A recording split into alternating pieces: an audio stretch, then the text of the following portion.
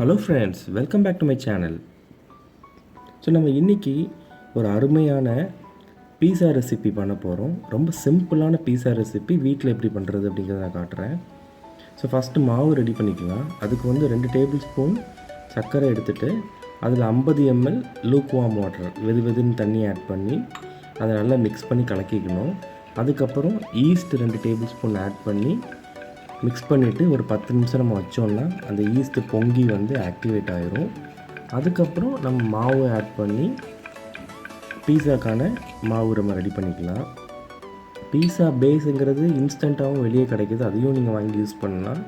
இந்த மாதிரி ஃப்ரெஷ்ஷாக பண்ணி நீங்கள் டோஸ்ட் பண்ணும்போது அது ரொம்ப அருமையாக இருக்கும். அப்படி நம்ம டாமினோஸ் பீஸா ஹட்டில் சாப்பிட்ற மாதிரி ரொம்ப ஃப்ரெஷ்ஷாக இருக்கும் ஃப்ரெண்ட்ஸ். ஸோ ஈஸ்ட் ஆக்டிவேஷன் ப்ராசஸில் வந்து ஒரு முக்கியமான டிப் என்னென்னு பார்த்தீங்கன்னா, வார்ம் வாட்டரில் தான் வந்து ஈஸ்ட்டை ஆக்டிவேட் பண்ணணும். நார்மல் வாட்டரில் ஆட் பண்ணிங்கன்னா அது ஆக்டிவேட் ஆகிறதுக்கு ரொம்ப டைம் எடுக்கும். ஸோ 10 நிமிஷம் நம்ம வச்சாச்சு மிக்ஸ் பண்ணி, அது நல்லா பொங்கி வரும். ஈஸ்ட்டை பொங்கி வந்ததுக்கப்புறம் நம்ம வந்து ஆல் பர்பஸ் ஃப்ளார், அதாவது மைதா மாவு, நம்ம ஊரில் நாகா மைதா மாவு, பில்ஸ்பெரி சக்கி ஃப்ரெஷ் மைதா மாவு, இந்த மாதிரி உள்ள மைதா மாவை யூஸ் பண்ணிக்கலாம். ஸோ ஒரு 2 டேபிள் ஸ்பூன் வந்து பட்டர் ஆட் பண்ணிக்கலாம் அந்த ஈஸ்ட் ஆக்டிவேட் ஆனதுக்கப்புறம். அப்புறம் கொஞ்சோண்டு உப்பு ஆட் பண்ணிவிட்டு மாவை போட்டு நம்ம மிக்ஸ் பண்ணி நல்லா மாவு பிசையணும். ஸோ நம்ம வந்து இன்றைக்கி ஒரு 2-3 பீஸா பண்ணோம். அந்த 2-3 பீஸா பண்ணுறதுக்கு எவ்வளோ மாவு எடுத்துக்கிட்டோன்னு பார்த்தீங்கன்னா, ஒரு 200 கிராம் மைதா மாவு நம்ம ஆட் பண்ணிக்கிட்டோம். 200 கிராமுக்கு ஒரு பெரிய கப்பு, அதை ஆட் பண்ணி நல்லா நம்ம பூரிக்கு பண்ணுற மாதிரி மாவு ரெடி பண்ணிக்கணும். மாவோட பதம் நீங்கள் பிசையும் போது இந்த பூரிக்கு பண்ணுற மாதிரி தான் வரும். ஸோ பிசையும் போது தண்ணி பற்றலைன்னா லைட்டாக வார்ம் வாட்டர் ஆட் பண்ணிக்கலாம், இல்லை பால் கூட ஆட் பண்ணிக்கலாம்.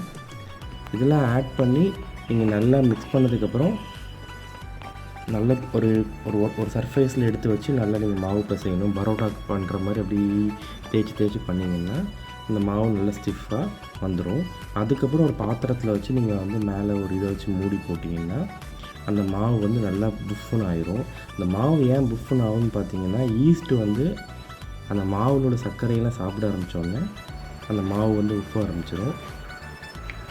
ஸோ ப்ரெட்டு, பீஸா பேஸ் இது எல்லாமே பார்த்திங்கன்னா ஒரே ப்ராசஸ் தான் கிட்டத்தட்ட. அந்த ஈஸ்ட்டு தான் வந்து மேஜிக் இன்க்ரீடியன்ட்டு. ஸோ இப்போ மாவு ரெடி ஆகிடுச்சு. இப்போ 2 டேபிள் ஸ்பூன் எண்ணெய் தேய்ச்சிட்டு அதை அதே பாத்திரத்தில் வச்சு மேலே ஒரு கவர் வச்சு கட்டி ஒரு 1 hour மினிமம் நம்ம ரெஸ்ட் பண்ண விட்டுருணும்.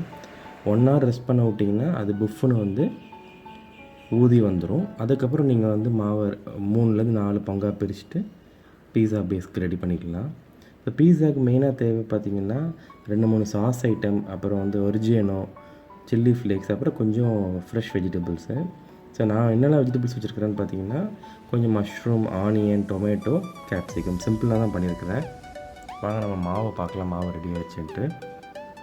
நீங்கள் பார்த்தீங்களா, ஃபஸ்ட்டு நம்ம வைக்கும்போது சின்ன பாலாக வச்சுருந்தோம். இப்போ எந்தளவுக்கு அது உப்பி வந்திருக்கு பார்த்தீங்களா. நான் 1 hour வச்சுருந்தேன் கரெக்டாக. ஸோ வின்டர் சீசனில் கூட கொஞ்சம் நேரம் வைக்க வேண்டியது இருக்கும். பார்த்தீங்களா, புஷ்ஷுன்னு அந்த காற்று போகுது.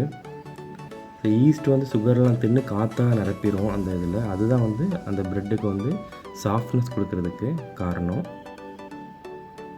ஸோ இப்போ 2-3 பீஸா வந்து நம்ம போர்ஷனாக கட் பண்ணி வச்சுட்டு அதை ரவுண்டு பண்ணி பீஸா பேஸ் ரெடி பண்ணி அதுக்கு மேலே வந்து சாஸ்லாம் அப்ளை பண்ணி வெஜிடபிள் டாப்பிங்ஸ்லாம் பண்ணி சீஸ்லாம் போட்டு நம்ம ஓவனில் டோஸ்ட் பண்ணி எடுத்துட்டோம்னா ஒரு அருமையான பீஸா ரெடி ஃப்ரெண்ட்ஸ்.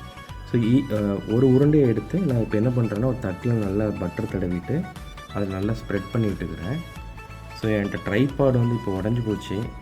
நான் அதனால் கையில் தான் எடுக்கிறேன் வீடியோ, அதனால் ஒத்த கை தான் வந்து வீடியோவில் வரும். ஸோ மன்னிச்சுக்கோங்க, லாக்டவுனில் என்னால் வேறு ட்ரைபாட் வாங்க முடியல.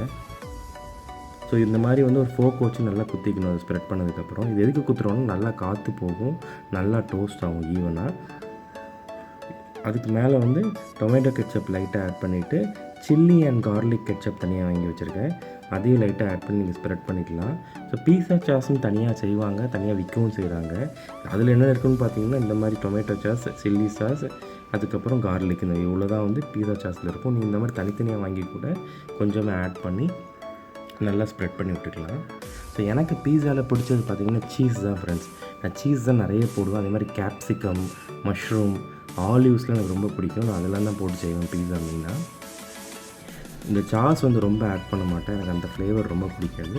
ஸோ லைட்டாக ஆட் பண்ணிவிட்டு நான் அதுக்கப்புறம் வந்து சீஸ் நிறைய ஆட் பண்ண ஆரம்பிச்சிட்டேன். சீஸ் பார்த்திங்கன்னா மொசரெல்லா, செடார் 2 சீஸ் டைப் இருக்குது. ஸோ 2 சீஸ் டைப் நீங்கள் மிக்சடாகவும் போடலாம். இல்லை ஒரு சீஸை நம்ம போட போகிறோன்னா அந்த மொசரெல்லா சீஸ் தான் வாங்கிக்கணும். ஏன்னா அதுதான் பீஸாவுக்கு மெயினான சீஸு. ஸோ லைட்டாக ஸ்ப்ரெட் பண்ணிட்டு அதுக்கப்புறம் வந்து நம்ம கட் பண்ணி வச்சுருக்கிற வெஜிடபிள்ஸை கொஞ்சம் கொஞ்சமாக வந்து அரேஞ்ச் பண்ணிடலாம். ஃபஸ்ட்டு நான் கேப்சிகம் ஸ்ட்ரிப் பண்ணி வச்சுருக்கேன். அந்த கேப்சிகம்லாம் போட்டு அரேஞ்ச் பண்ணிவிட்டு அதுக்கப்புறம் நான் ஒவ்வொரு வெஜிடபிள்ஸாக நான் இது பண்ணுறேன். எவ்வளோ வெஜிடபிள்ஸ் இருக்கோ எல்லாமே வைக்கலாம் ஃப்ரெண்ட்ஸ். பீன்ஸ் வைக்கலாம், கேரட் வைக்கலாம், உங்கள் விஷ் தான்.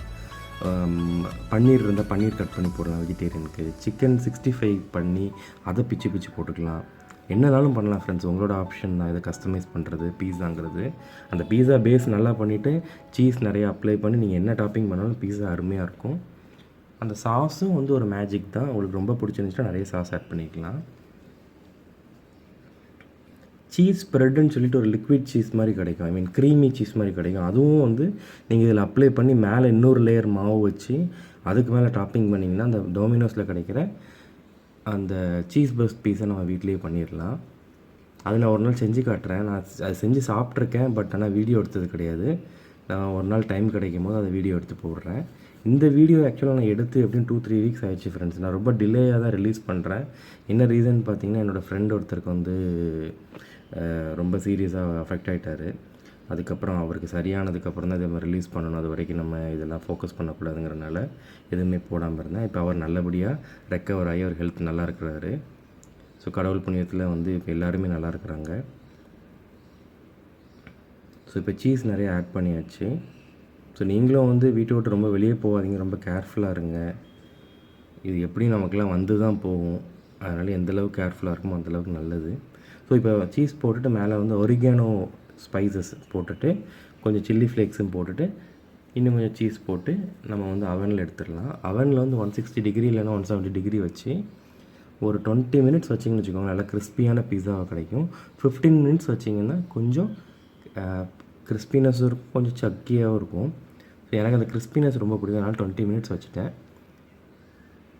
நீங்கள் மைக்ரோ ஓவனில் பண்ணிங்கன்னா, இது நான் ஓடிஜியில் பண்ணுறேன். மைக்ரோ ஓவனில் பண்ணிங்கன்னா டைம் இன்னும் கம்மி பண்ணிக்கணும், ஜாஸ்தி வைக்கக்கூடாது. ஏன்னா மைக்ரோ ஓவன் வந்து ரொம்ப ஃபாஸ்ட்டாக ஹீட் ஆகும் ஓடிஜியோட.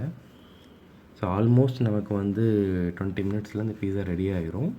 ஸோ ஒரு அருமையான ஃபார்ம் ஃப்ரெஷ் பீஸா எப்படி செய்கிறங்கிறத நம்ம நீங்கள் பார்த்துருக்குறோம். என்னோடய சேனல் நீங்கள் இன்னும் சப்ஸ்கிரைப் பண்ணலாம், மறக்காமல் சப்ஸ்கிரைப் பண்ணுங்கள். உங்கள் ஃப்ரெண்ட்ஸ் ஃபேமிலிக்கெலாம் என்னோடய சேனலை ஷேர் பண்ணுங்கள். நம்ம இப்போ தான் வளர்ந்துட்டுருக்கோம், நல்லா ஸ்பீடாக வளரணும். எல்லோரும் எனக்கு சப்போர்ட் பண்ணுங்கள் ஃப்ரெண்ட்ஸ். ஸோ அருமையான ஒரு பீஸா ரெடி. தேங்க்ஸ் ஃபார் வாட்சிங் friends. See you all in another video. Bye.